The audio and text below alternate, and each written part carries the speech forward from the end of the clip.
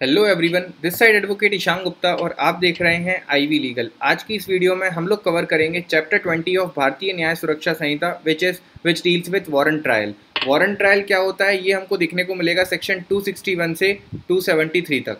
अब इसमें सबसे पहले स्टार्ट करते हैं प्रोसीजर से, जिसमें सेक्शन 261 से लेके 266 तक हमको पढ़ना है cases instituted on police report, और दूसरा 267 से लेके 269 तक है केसेस इंस्टीट्यूटेड ऑन कंप्लेंट। तो मतलब वारंट ट्रायल दो केसेस में चलता है, एक की अगर पुलिस रिपोर्ट के थ्रू केस आया है तो वो, और अगर दूसरा अगर otherwise then on police report, मतलब कि पुलिस रिपोर्ट के अगर पुलिस स्टेशन में पुलिस रिपोर्ट आपकी नहीं लिखी जा रही है, एफआईआर नहीं लिखी जा रही, तो पुलिस रिपोर्ट नहीं आएगी कोर्ट में, और कोर्ट में पुलिस रिपोर्ट नहीं आएगी मतलब कि फिर वो कोर्ट में या तो कंप्लेंट आएगा या कुछ और आएगा। तो दो तरह से केस शुरू होता है और दोनों में वारंट ट्रायल कैसे चलेगा। तो सबसे पहले स्टार्ट करते हैं cases instituted on police report. अगर पुलिस रिपोर्ट के थ्रू केस इंस्टीट्यूट हुआ है मतलब कि आपने एफआईआर फाइल करी थी पुलिस स्टेशन में और उस पुलिस स्टेशन ने इन्वेस्टिगेशन कंप्लीट करके अपनी फाइनल पुलिस रिपोर्ट कोर्ट में सबमिट कर दी है, अब उसके बाद ट्रायल कंटिन्यू हो रहा है। तो इसमें सबसे पहले सेक्शन 261 कहता है compliance with section 230 is necessary.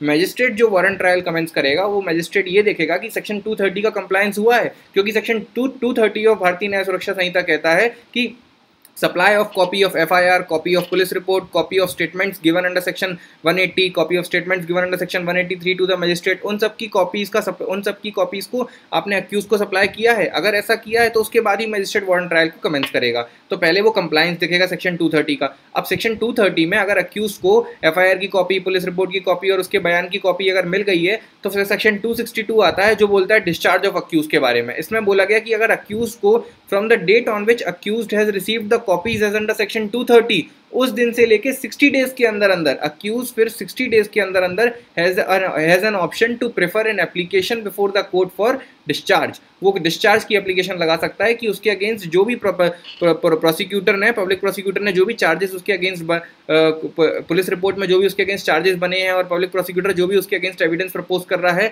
उन एविडेंस वो सारे ग्राउंडलेस हैं और इसीलिए वो डिस्चार्ज के लिए एप्लीकेशन प्रेफर कर सकता है with in 60 days of receiving documents under section 230। तो ये बोलता है सेक्शन 262। इसके बाद आते हैं, अगर मान लो कोर्ट को लगता है कि नहीं evidences and charges are genuine and they are not groundless and means and there are sufficient grounds to proceed against accused, तो फिर उस केस में 263 पिक्चर में आएगा। 263 कहता है now court will frame the charges, magistrate will now frame the charges. और magistrate को चार्जेस कितने दिन के अंदर अंदर फ्रेम करने हैं? Within 60 days from the date of first hearing. जिस भी दिन फर्स्ट हियरिंग हुई उस दिन से 60 दिन के अंदर अंदर मैजिस्ट्रेट को चार्जेस फ्रेम करने हैं। अब मैजिस्ट्रेट जब चार्जेस फ्रेम करेगा यहाँ पर in the cases instituted on police report, तो वहाँ पर मैजिस्ट्रेट को इन राइटिंग चार्जेस फ्रेम करने हैं, read over and explain to the accuse. और फिर वो अक्यूज से पूछेगा क्या आप गिल्टी प्लीड करते हो। अगर अक्यूज बोलता है कि हाँ मैं ही आरोपी हूँ, मैं ही दोषी हूँ, खुद ही प्लीड कर लेता है गिल्टी, तो फिर उस केस में तो कुछ नहीं होगा, यहीं ट्रायल कंक्लूड हो जाएगा, conviction on plea of guilt.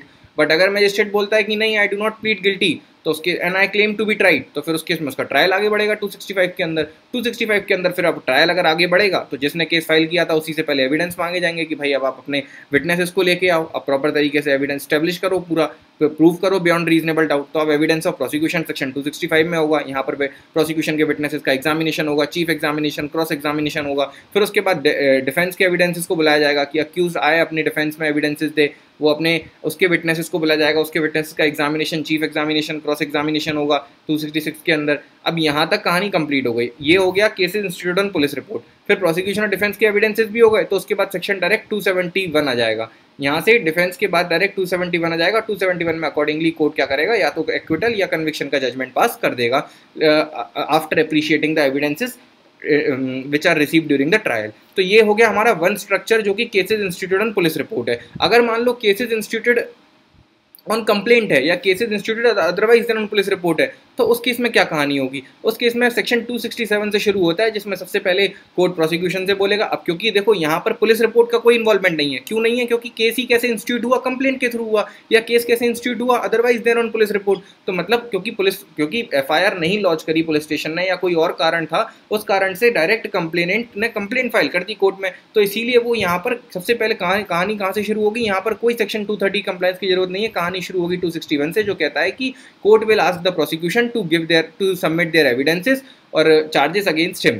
तो एविडेंसेस ने प्रोसिक्यूशन अपने फेवर में एविडेंसेस देगा और अक्यूज के अगेंस्ट, और उन एविडेंसेस को ध्यान में रखते हुए अगर कोर्ट को लगता है कि अक्यूज ने कोई ऑफेंस नहीं किया है and the allegations and the charges are groundless, तो उस केस में कोर्ट फिर सबसे पहले तो डिस्चार्ज ही कर देगा बिफोर फ्रेमिंग चार्ज।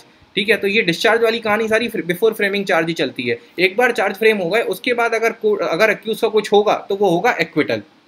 अगर डिस्चार्ज नहीं होता है अक्यूज का तो उस केस में फिर अक्यूज के अगेंस्ट ट्रायल आगे बढ़ेगा, और अक्यूज के अगेंस्ट ट्रायल आगे बढ़ेगा तो फिर वही फ्रेमिंग चार्जेस फ्रेम होंगे, conviction on plea of guilt होगा, प्रोसिक्यूशन का एविडेंस लिया जाएगा, तो वो सब कवर्ड है सेक्शन 269 के अंदर। यहाँ पर cases instituted on police report में framing of charge, conviction of plea of guilt, evidence of prosecution के अलग अलग सेक्शंस थे, but cases instituted on complaint या cases instituted on otherwise then on police report के अंदर सेक्शन 269 के अंदर ही ये तीनों स्टेजेस कंप्लीट कवर कर दी गई हैं। तो 269 इंक्लूड्स फ्रेमिंग ऑफ चार्जेस, और अगर वहाँ पर वो charges read over and explain to the accused, accused अगर गिल्टी प्लीड कर लेता है तो कन्विक्शन हो जाएगा, नहीं गिल्टी प्लीड करता है तो एविडेंस ऑफ प्रोसिक्यूशन बुलाए जाएंगे, प्रोसिक्यूशन विटनेस इसका चीफ ऑफ क्रॉस होगा। उसके बाद फिर आते हैं 270 पे। 270 कहता है कि अब वही सेम फिर डिफेंस के लिए होगा, डिफेंस के विटनेसेस आएंगे, उनका चीफ क्रॉस होगा, और उसके बाद फिर कोर्ट जजमेंट पास करेगा। Judgment can be of acquittal or conviction under section 271। तो यहाँ पर फिर cases instituted otherwise then on complaint का ट्रायल कंप्लीट होगा अंडर सेक्शन 271। तो 271 is the concluding stage of